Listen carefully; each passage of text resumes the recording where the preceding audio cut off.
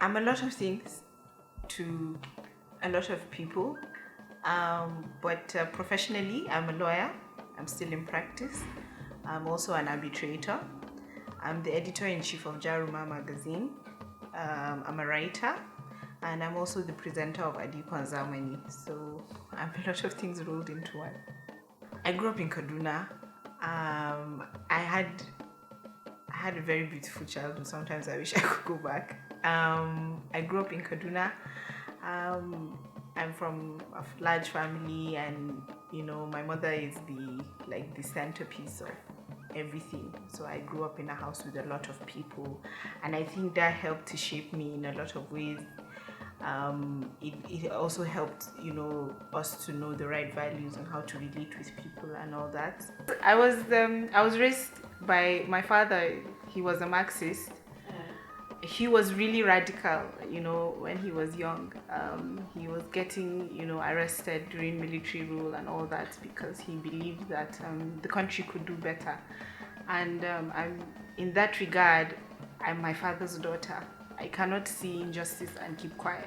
I mean, it gets me into trouble a lot of times, but that's what I got from him. And from a very early age, he was able to instill in us a sense of self. I remember it was so bad that the Cinderella we had they were all black. All the storybooks we had and all the dolls we had, they were all black women, and we knew about Rosa Parks even before we went to school, and we knew about all these black figures, and we knew about all these historical figures, Queen Amina, Zaza. And I'll also say my father was a feminist because he never treated us, the girls, any different or expected, any different from us because of our gender. In that sense, my father wasn't a traditionalist at all. And it shaped us into making us confident women. We had self-esteem before we even knew what self-esteem was, and then it made us believe in causes. But most importantly, he made us aware that as a member of society, you are responsible for change. You have to do what you can to make life better for those less fortunate than you, those who are not blessed as you are. And it's something I carry also to my own children, that you do not exist by yourself, and that you must have a sense of self. You must have a grounding for who you are. That will help you go everywhere.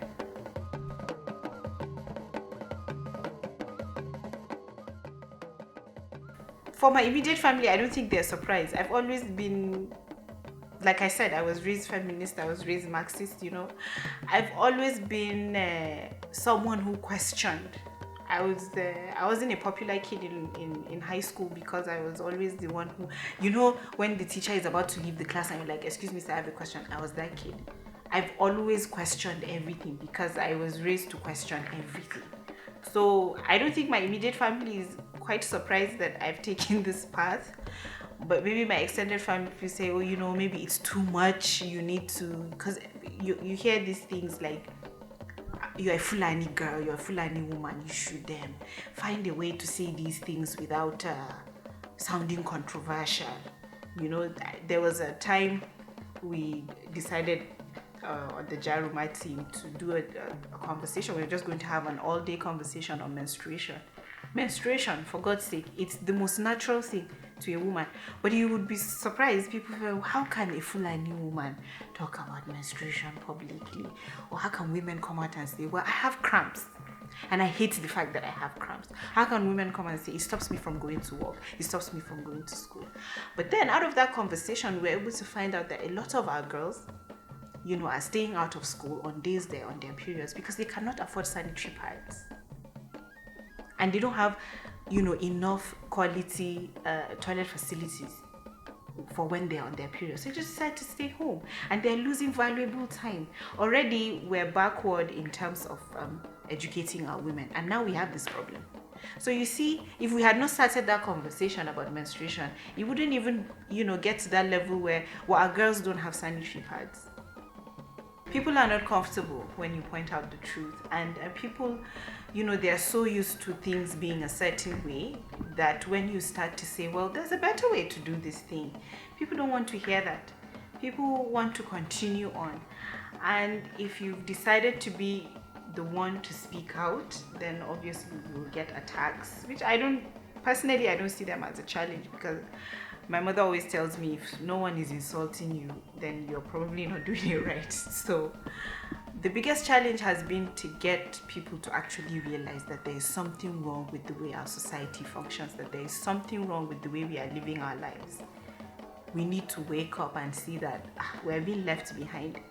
I remember about 2 years ago, I did my first BBC interview, and the headline on their website was Ambar Matan Arewa, like, the Arewa women have been left behind, and they quoted me and they put my picture there.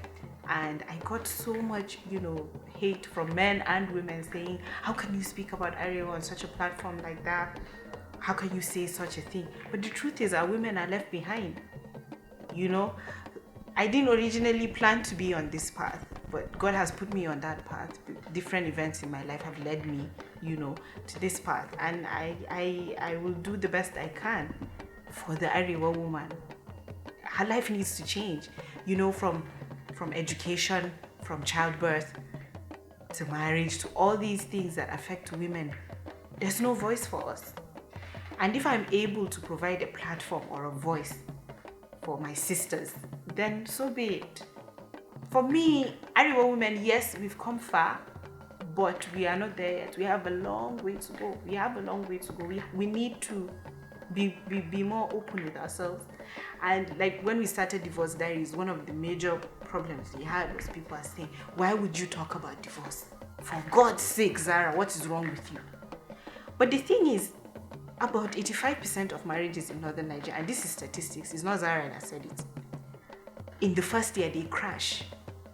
So something is wrong. And you know what happens? When a woman here, when she's divorced, there are only two options. Either become a runs girl or remarry another idiot. Those are your options.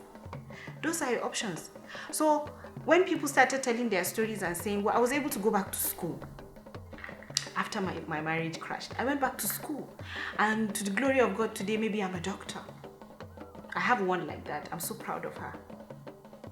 Today I'm a doctor. There's somebody somewhere reading that story thinking, oh my God, I'm stuck in this abusive marriage. I'm in a dead end. I have no future. And she's going to read that story and be like, if Ramatu can do it, why can't I do it? For instance, so for Arewa women, we need to do more for ourselves. It's not going to come to us. These men are not going to give it to us. Because the society has already built itself against us. For instance, whatever you want to do, you need the permission of a man. When you are also a full-grown adult yourself. You understand? So there are so many things we need to sort out. We need to sort out our education. We need to sort out this issue of, you see someone, she will go on and have even a master's degree, but she will be at home. I don't have anything against staying at home, but I feel like you should always have something to offer your society. And we need to also look at ourselves. When you take away the missus and when you take away the mother of so and so, who am I? A lot of our women don't know. Who am I? What am I doing? What am I adding value to? So to answer your question, I think yes, we have come far, but there's a long way to go.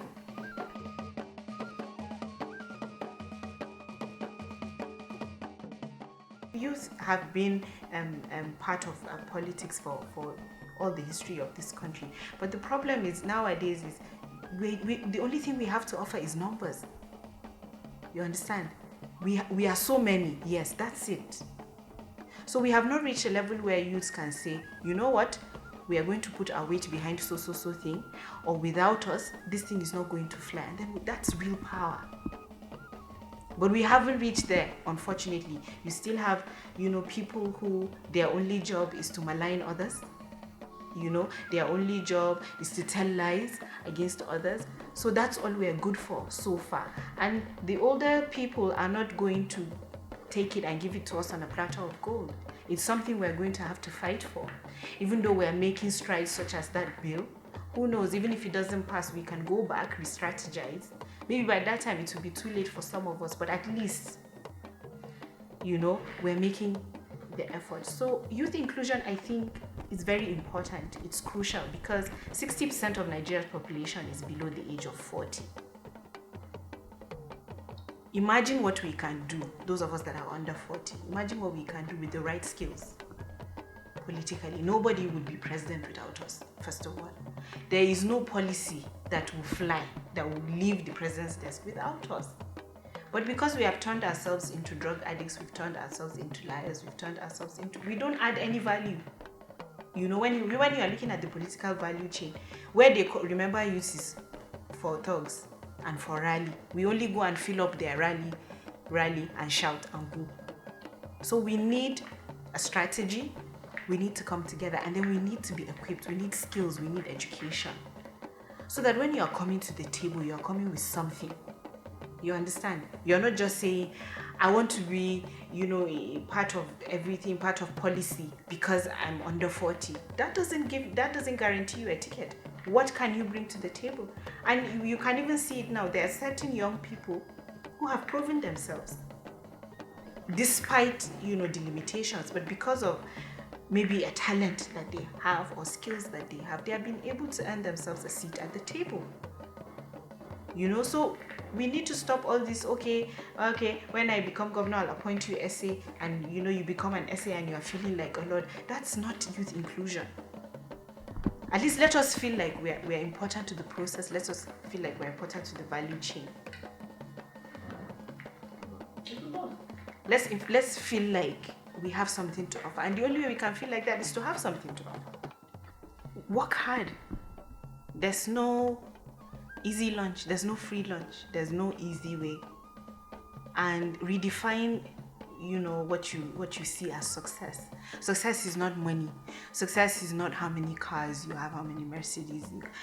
You should redefine that. And don't be lazy. Work hard. There is no way you can make something out of yourself by being lazy.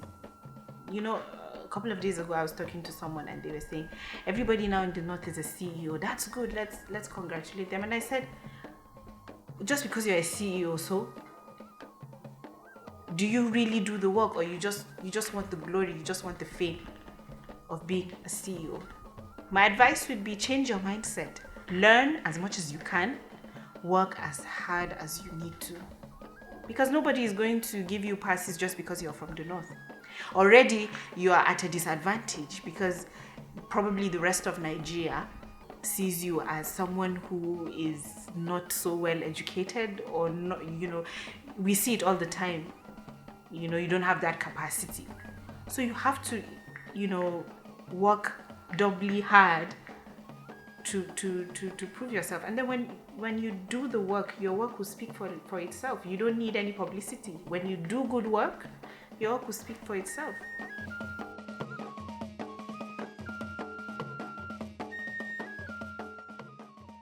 I think for me, I would say what has made me the happiest is that for a lot of women now, they're able to speak out. And the most rewarding part of this kind of thing is maybe after I write an article or I've written divorce diaries and I get an email or a phone call from someone saying, that's my story. Thank you for telling my story. Or someone says, I was on this path, but because of what you wrote or because of what you said, I've decided to make a change from today. That's, for me, it's the ultimate reward.